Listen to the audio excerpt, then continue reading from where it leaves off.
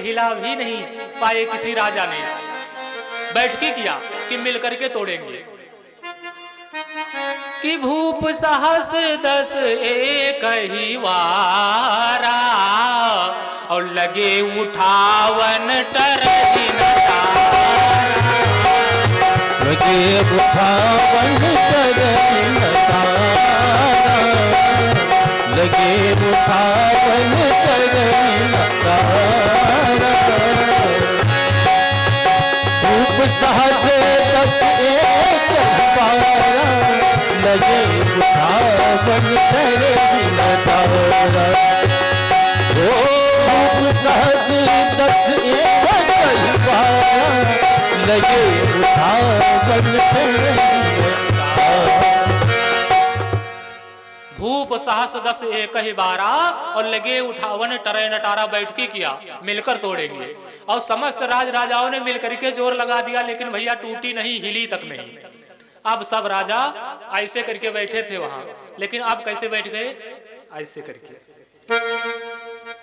और इस प्रकार से राजागण जब बैठ गए, महाराज जनक ने देखा। महाराज जनक को बड़ा कष्ट हुआ।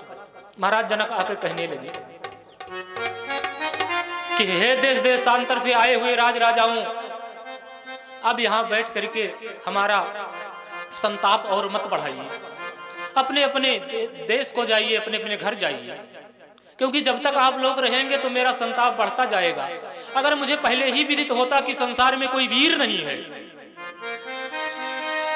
कन्या सुंदर कमनीय सुंदर कीर्ति, लेकिन इसका दमन करने वाला पृथ्वी पर भूतल पर ब्रह्मा जी ने किसी वीर को पैदा ही नहीं किया, तो मैं ये प्रतिज्ञा कदाप नहीं करता। अब आप लोग जाइए। हे देश देश के राजागण, हम किसे कहें बलशाली है, हम किसे कहें बलशाली है, हम किसे कहें बलशाली है। अब हमको तो यह विश्वास हुआ पृथ्वी वीरों से खाली है। हमको तो ये विश्वास हुआ पृथ्वी वीरों से खाली है। हमको तो ये विश्वास हुआ पृथ्वी वीरों से खाली है।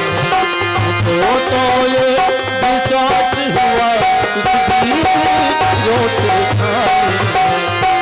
अरे पहले ख्याल होता ऐसा तो ये बेबसी नहीं होती, तो ये बेबसी नहीं होती, तो ये बेबसी नहीं होती।